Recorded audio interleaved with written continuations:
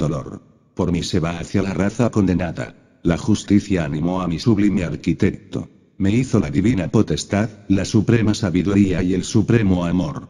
Antes que yo no hubo nada creado, a excepción de lo inmortal, y yo duro eternamente. Oh vosotros los que entráis, abandonad toda esperanza. Las capas subterráneas de la Tierra representan al reino de los minerales, la litosfera, el reino de los metales es la barisfera que envuelve un corazón de increíble densidad y espantosa inercia. Debemos hacer clara distinción entre el reino de los minerales y el reino de los metales. El grupo de los metales es un grupo cósmico separado entre los minerales, un poco más allá del reino de los metales. Tras de ese reino maravilloso existe cierto tipo de materia muy rara que viene a tomar contacto con el absoluto. Tras del reino de los metales está el santo fuerte y esto es algo que debemos comprender profundamente. El rayo de la creación comienza en el absoluto y termina en el infierno. ¿Pero qué hay más allá del infierno? Es cierto y claro que más allá del infierno, tras el reino de los metales se encuentra el absoluto. La música aclara todo esto. El rayo de la creación, como todo proceso completo de la vida, es una octava descendente en la que do pasa a si pasa a la, etc. En el absoluto con su única ley vibra el do de la escala musical. En todos los mundos del infinito con sus tres leyes, resuena el si de la gran escala. En todos los soles con sus 6 leyes, vibra la nota la. En el sol que nos ilumina con sus 12 leyes, resuena la nota sol. Todos los planetas de nuestro sistema solar vibran con sus 24 leyes con ese fa que resuena en toda la naturaleza. La Tierra con sus 48 leyes vibra con la nota mi. La subtierra, es decir el submundo, vibra con la nota re. El rayo de la creación termina en el submundo, más allá del reino de los metales está el absoluto con su nota do vibrando eternamente. El infierno con sus 96 leyes y su nota re, es pues el fin del rayo de la creación. Existen pues 7 órdenes de mundos en el rayo de la creación siendo el infierno el séptimo, el último. A menor número de leyes mayor es la felicidad y la espiritualidad, a mayor número de leyes mayor es la complicación de la vida, la mecanicidad, la materialidad, el dolor. El infierno gobernado por 96 leyes que se multiplican de acuerdo con la ley del 3, es espantosamente materialista, horrible, doloroso.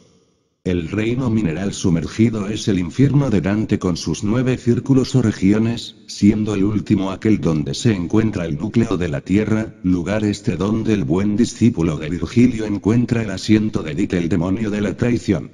Realmente el mundo es triple. Existe el mundo, el submundo y el supramundo. La epidermis de la tierra, la región celular en que vivimos es tan solo la zona intermedia. Bajo la corteza terrestre existe el submundo, el Averno romano, el Tartarus griego, el Hades, Elia, el infierno de Dante, los mundos infiernos. Por encima de las regiones celulares se hallan los campos elíseos del supramundo, los reinos moleculares y electrónicos, los cielos, de Bachan, Amenti, paraíso, etc. Tal es el hermoso simbolismo pitagórico de los 2 círculos cercantes. El de arriba o supramundo y el de abajo o submundo, dando lugar en su zona de intersección a una tercera región que es el mundo celular en que vivimos. El Sol, como gigantesco corazón cósmico de nuestro sistema solar, ilumina no solo la región celular en que vivimos, sino también el submundo y el supramundo. El astro rey no solo emite esas ondas luminosas que percibimos con nuestros ojos físicos, sino millones de otras ondas de diferente tonalidad vibratoria que resulta de hecho, efectiva luz negra que los ojos humanos no alcanzan a percibir. Los finos aparatos de laboratorio nos informan que, por encima del color violeta, existen 7 colores ultravioletas, cuyas rayas oscuras espectrales son claramente perceptibles por la fotoespectrografía y de ellas para arriba existen sin duda alguna, multitud de vibraciones químicas y hasta hiperquímicas, como las de nuestra imaginación, como las de nuestra mente, voluntad y sentimientos. Por otra parte, los científicos saben muy bien que, del rojo para abajo, el Sol lanza ondas caloríficas de los rayos décimo, electromagnéticas, etc., que fuera de toda duda serían de hecho, luz plena si los seres humanos tuvieran desarrollado ese tercer ojo de los lacértidos citados por Homero en la Odisea. Las criaturas que habitan en el fondo profundo de los mares y en las cavernas obscuras de la tierra tienen desarrollado ese tercer ojo, ese sexto sentido. Se ha podido verificar ampliamente que las hormigas y otros insectos pueden ver muy bien con los rayos infrarrojos y que en cambio se encuentran en plena oscuridad con los rayos de color violeta.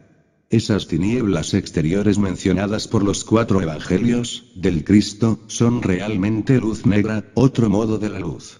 No es pues exagerado afirmar que los mundos infiernos están iluminados por rayos infrarrojos.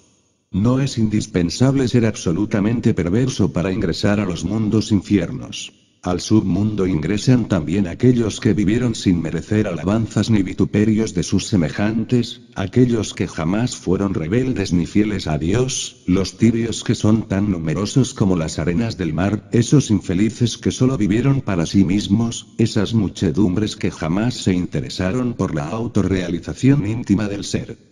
Al submundo ingresan las multitudes que caminan tras la bandera de Esaú, los ruines, esos que han cambiado sus derechos de primogenitura por un plato de lentejas, esos que dicen, primero voy a conseguir dinero y después si me queda tiempo buscaré a Dios.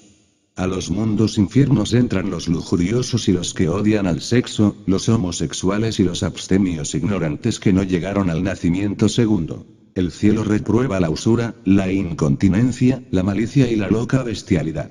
La involución en los mundos infiernos pasando por estados animales y pseudo-vegetales, termina en el reino mineral con el epílogo fatal de la muerte segunda.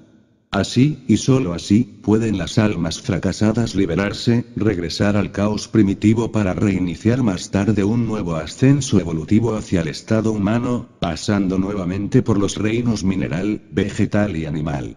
Capítulo 9. Los cuerpos protoplasmáticos.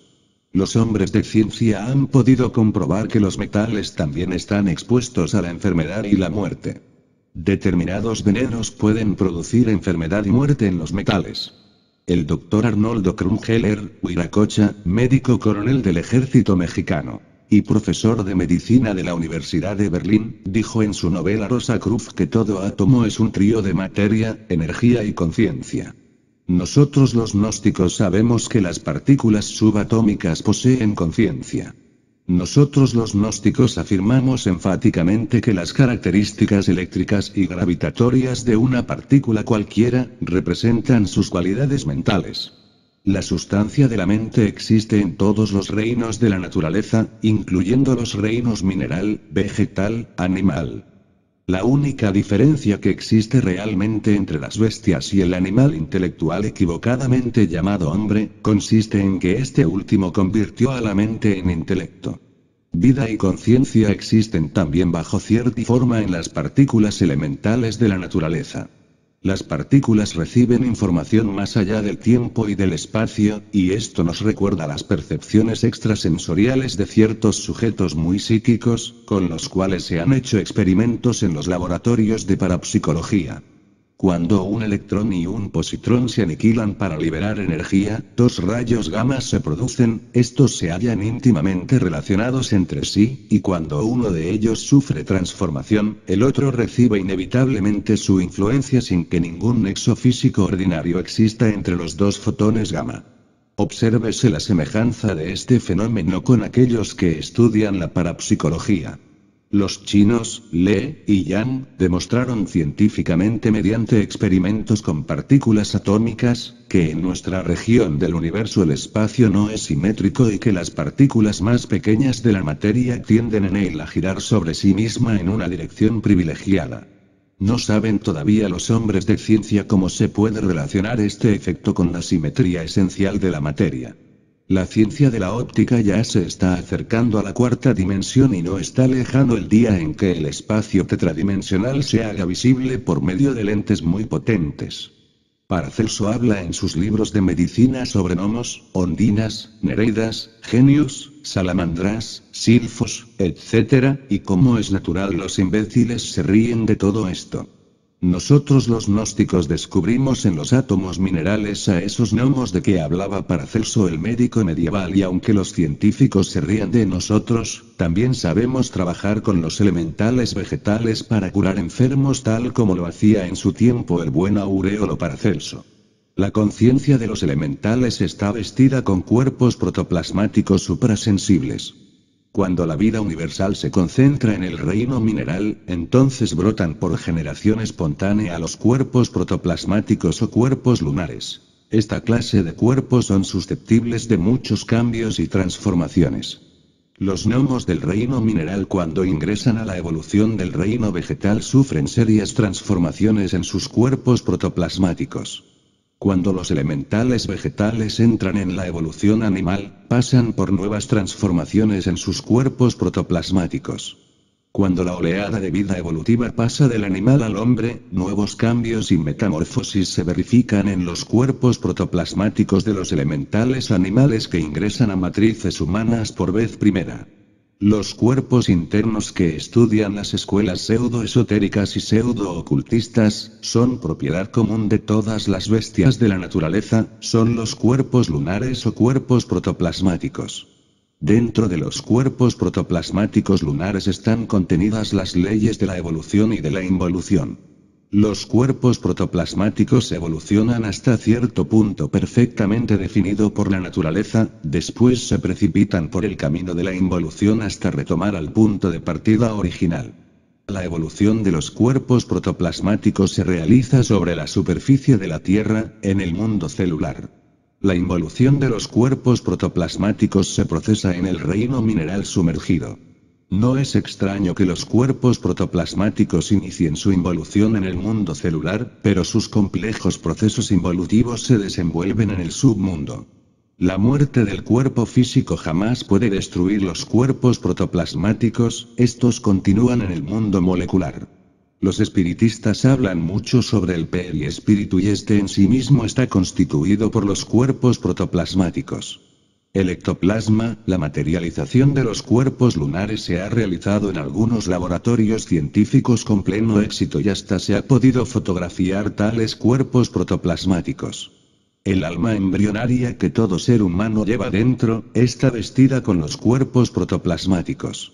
El animal intelectual equivocadamente llamado hombre, es una máquina necesaria para la economía de la naturaleza.